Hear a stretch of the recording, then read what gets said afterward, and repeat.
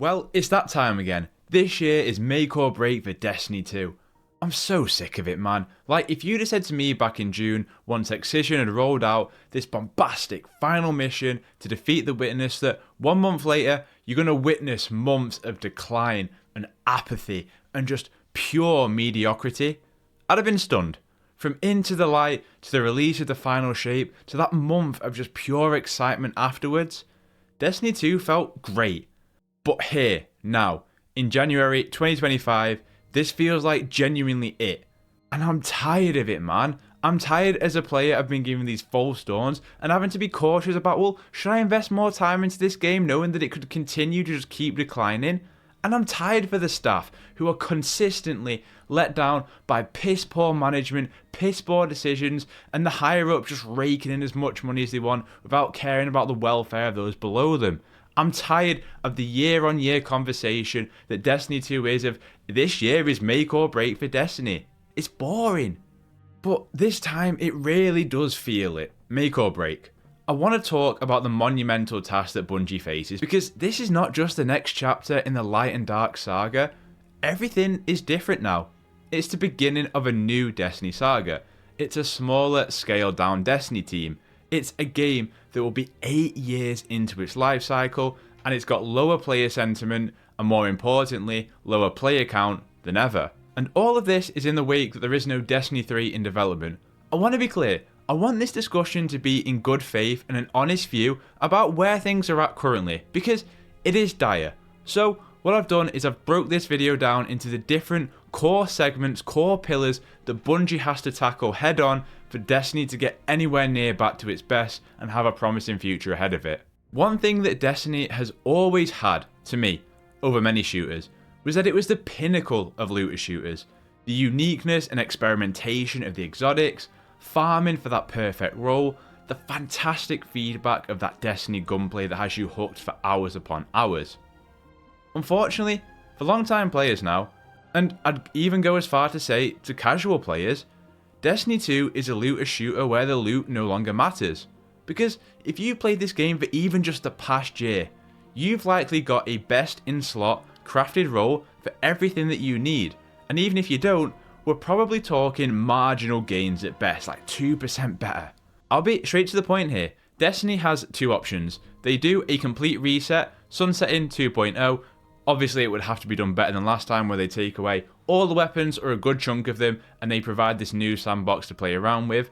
Or option 2, we just do what we've been doing in Destiny for a long time and just gradual, continual power creep. Look, everyone goes on about, oh, I don't want to lose my weapons I spent hours grinding for, etc, etc. But isn't that the point? You grinded, you got them, and now you don't have to grind again because they're just so good. Look at Call of Duty, for example, right?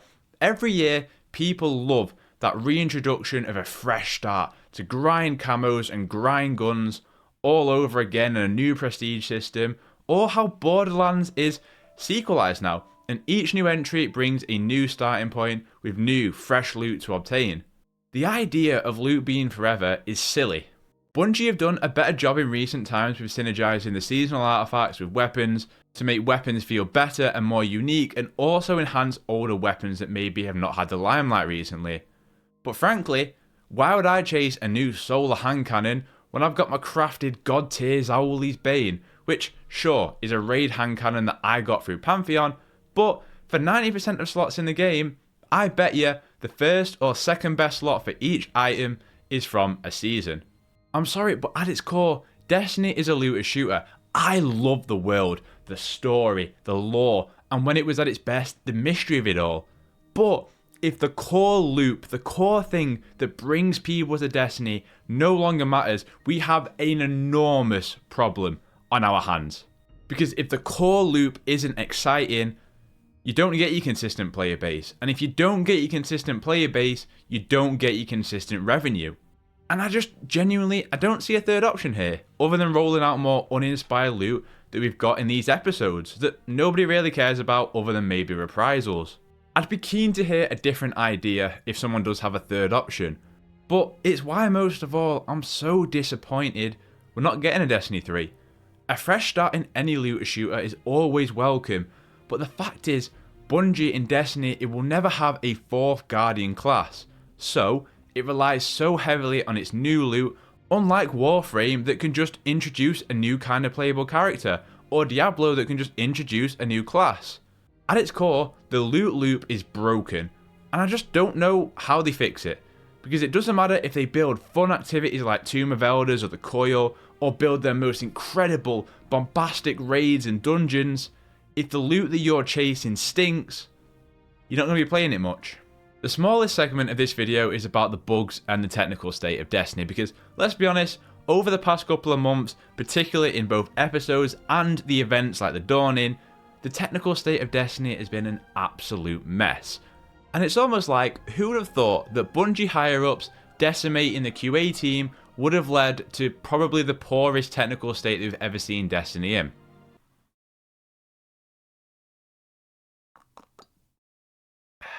But let's be clear, if Apollo launches in that poor of a technical state, you will have very little sympathy from the players in regards to that. If there is one thing that would define Destiny's success in the next few years, it's their ability to introduce new players into Destiny. I've seen this idea that the longer term players should be their entire focus, and I just don't agree with this notion that you can't bring in new faces whilst deepening the complexity for the longer term players. And mark my words, if Destiny can't bring in new faces at the beginning of this new saga that they're introducing, the game is done. Finito. Finished. Destiny in its current state right now is almost offensive to try and tell someone that they should play Destiny 2. As someone who's got over 1,000 hours in the game, before Final Shape last year, I made a Warlock with the changes that they were making to fireteam power and class power, and even I found that shit overwhelming starting a new character. If you do not have the patience of a saint or a friend that is willing to sit with you or answer every question that you have every step of the way, Destiny is horrible to get into. It's so hard to get into this game from a systems point of view, loot, activities, story. I mean, it's missing half of its campaigns. The fact is, once the Witness was defeated, a lot of people took that as a moment of closure with Destiny. A great place to sign off. Following that, the layoffs, the news, the bugs, a lot of others have just had enough of feeling like it was back to be constantly let down again. The Destiny player base is dwindling, and it's hard to get people back. New players are just as important to the franchise as the older ones.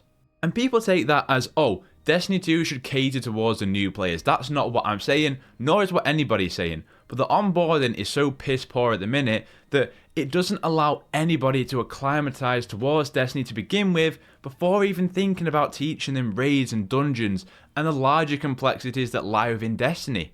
There's this level of gatekeeping in the community of who should experience Destiny, who it should be designed for. And I will agree that in many ways the game has become more casual friendly and it's soured some of its endgame as a result. But listen, if you want more Destiny in the coming years, it's gotta see more new faces in it. And what better place to start than with a brand new saga? It is massive. What is on Apollo and Behemoth's shoulders, and they know it at Bungie. I don't need to add, or nor do I want to add to it anymore.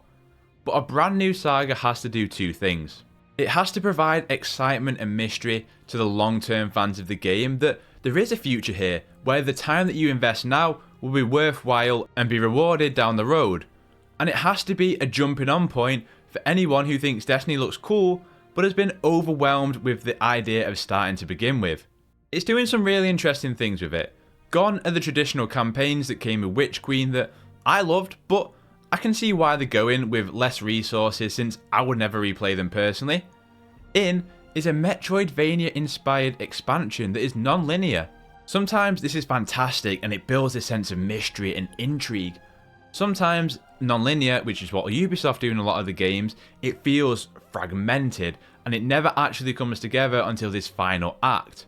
And I'll be honest, for me, Destiny moving away from the big annual expansion and subsequent seasons to a 2 expansions a year style makes me more excited. Fact is, expansions, seasons, it was stale, predictable, and ultimately uninspiring as each new one came in. Destiny's always thrived upon the unpredictability and the mystery. You know, I'm looking over at Helldivers 2, which has got a very untraditional model. in that there is no seasons, no big paid content update.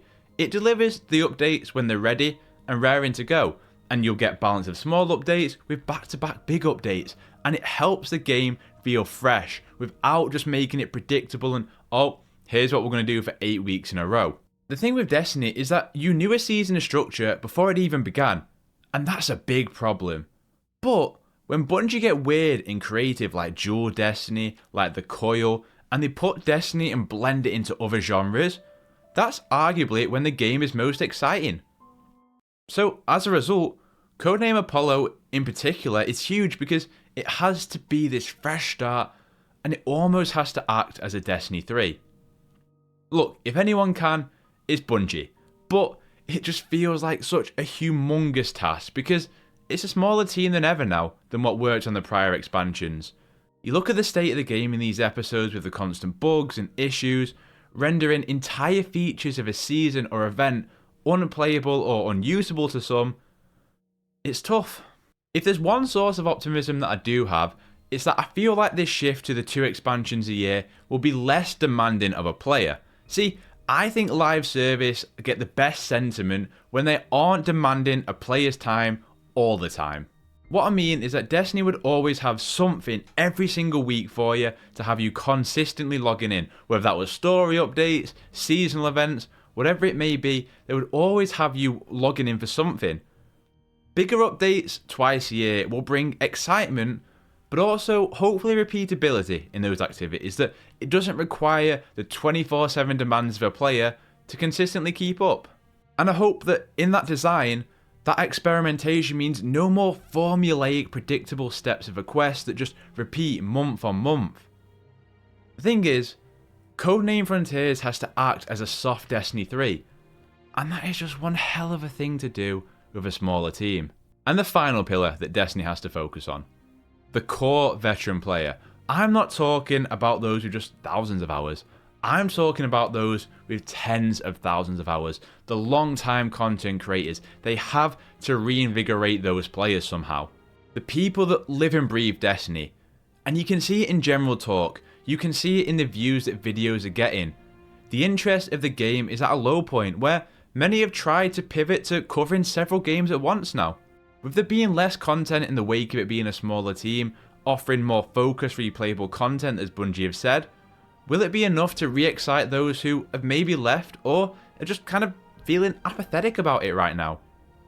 Those that are just tired of being let down in promises, false dawns, and that also feel the repercussions of the piss poor management. The children yearned for a Destiny 3 at the end of the day. It's what we all thought was coming, if we're being honest with ourselves, and the fact that it wasn't even a possibility, like I say in every video I talk about Destiny, it genuinely blows my mind. It really does.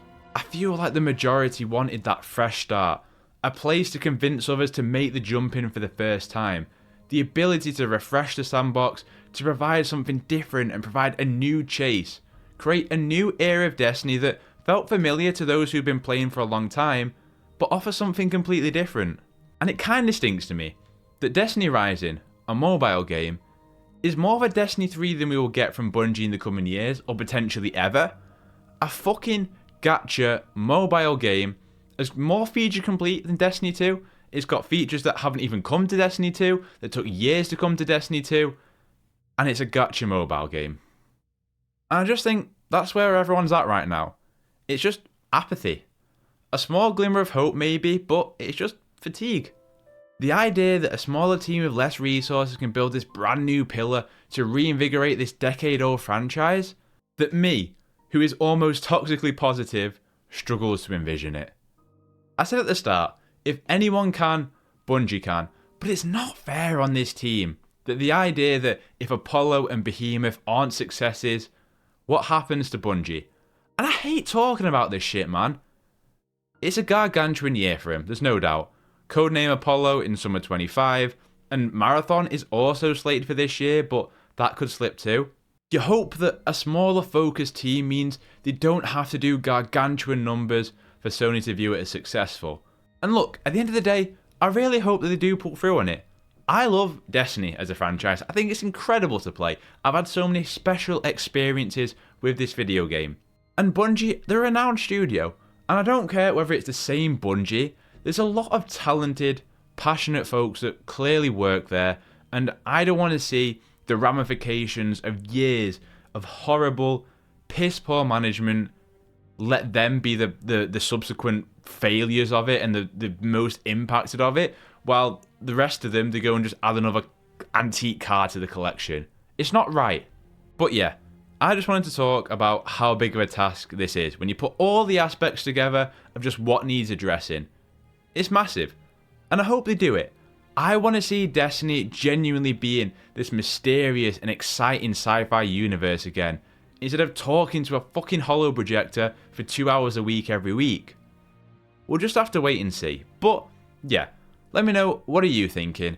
Is there anything announced for Apollo that has given you optimism, or are you kind of where I am, where you want to be positive but it's just so difficult to be? Let me know what you're thinking. If you enjoyed hearing my thoughts, I'd enjoy you leaving a like on the video and maybe consider subscribing. I'm just talking about what I'm passionate about here, whether that's Destiny, sci-fi games, comic book games. Maybe consider sticking around. Regardless, all my socials are linked down below, so you can find me down there if you have anything else for me. Otherwise, I hope you have a terrific day, play games, get gains, and I'll catch you next one.